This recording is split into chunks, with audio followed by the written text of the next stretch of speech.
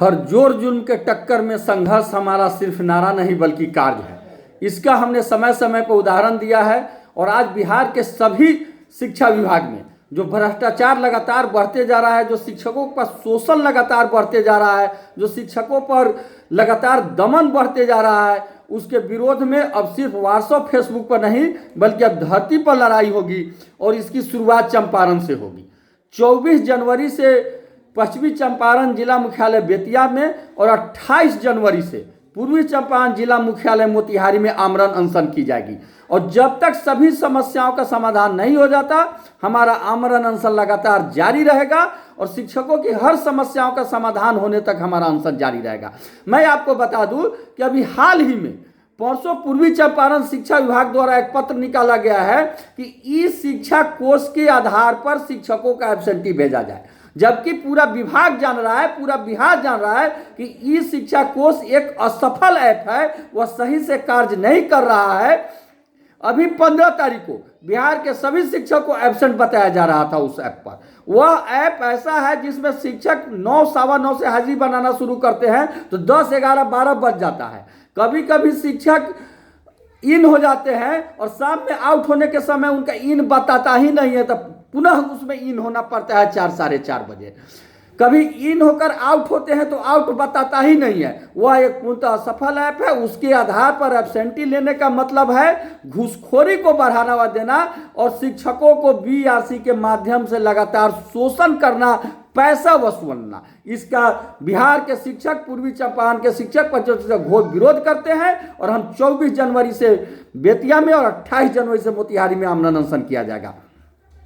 अभी जो हमारे शिक्षक भाई हैं, चाहे वो नियोजित शिक्षक हैं, चाहे बीपीएससी से बहाल विद्यालय अध्यापक हैं, चाहे विशिष्ट शिक्षक हैं, चाहे वो प्राथमिक विद्यालय में शिक्षक हैं, चाहे माध्यमिक विद्यालय में बहाल माध्यमिक शिक्षक हैं, चाहे उच्चतर माध्यमिक में बहाल उच्चतर माध्यमिक शिक्षक हैं, सबों को सेवा के 12 वर्षों बाद सेवा निरंतरता के लाभ देते हुए उनको कालबद्ध प्रोन्नति देना था। जो स्नातक पास है उनके पास बेसिक ग्रेड के शिक्षक को 8 साल बाद स्नातक ग्रेड में, स्नातक ग्रेड के शिक्षक को 5 साल बाद प्रधानाध्यापक में देना था। जो माध्यमिक उच्चतर माध्यमिक के शिक्षक हैं उनको भी 4 वर्ष और 8 वर्ष के बाद प्रधानाध्यापक के पद पर प्रोन्नति देना था, लेकिन आज तक कोई प्रोन्नति नहीं हुआ। जब भी जाइए डीओ डीपीओ के यहाँ तो कहते हैं कि हम मार्गदर्शन मांग लेते हैं। अब क्या पढ़ करके आए हैं? सिर्फ शिक्षक पर कार्रवाई और पैसा वसूलने की पढ़ाई करके आए हैं। आज पूरे जिला में बेंच डेस्क के नाम पर करोड़ों रुपए की लूट हुई है। जो हेडमास्टर से जबरदस्ती दस्तखत करा लिया गया, आज तक बेंचेस का सप्लाई नहीं हुआ है। जो सप्लाई हुआ वह टूट रहा है। समरसेबल जो हला वह पानी नहीं दे रहा है। प्री फीडबैक जो मकान बना है वो सब चू रहा है। जो हमारे बीपीएससी से बहाल शिक्षक भाई बहन हैं उनको 1 साल के बाद इंक्रीमेंट का लाभ मिल जाना चाहिए, वार्षिक वेतन वृद्धि, जो आज तक नहीं मिला है। एक ही विद्यालय में बहाल नियोजित और नियमित शिक्षकों को मिल रहा है 5%, 7.5%, 10% हाउस अलाउंस, जबकि बीपीएससी से बहाल हमारे भाई बहन को मिल रहा है मात्र 4%। यह एक जबरदस्त शोषण है, लेकिन इसके लिए सरकार के और शिक्षा विभाग के पदाधिकारियों के कान पर जू नहीं लग रहा है। अभी हमारे पूर्वी चंपारण के जिला शिक्षा पदाधिकारी जब सासाराम में थे तो वहां वह दे करके आए हैं, लेकिन यहां नहीं दे रहे हैं। आज स्थिति यह है कि किसी काम के लिए डीओ के यहाँ जाइए तो कह रहे हैं कि किरानी फाइल नहीं बढ़ा रहा है। फाइल बढ़ाएगा तब ना। किरानी के यहाँ जाइए तो कह रहा है कि डीओ साहब दस्तखत नहीं कर रहे हैं, दस्तखत करेंगे तब ना। लगातार शोषण चल रहा है, कोई काम नहीं हो रहा है। जो हमारे स्वास्थ्य अनुदेशक हैं उनको मात्र 8,000 रुपया पेमेंट मिलता है, लेकिन उनको वार्षिक वेतन वृद्धि 200 रुपया है, जो आज तक नहीं मिला है। जो पूर्व प्रशिक्षित शिक्षक है उनको वेतन विसंगति है, उसका दूर करना है, जो आज तक नहीं हो रहा है। जो 3-5 में बहाल शिक्षक है, उर्दू से दक्षता सक्षमता पास किए, उनका विशिष्ट शिक्षक के रूप में योगदान नहीं हो रहा है।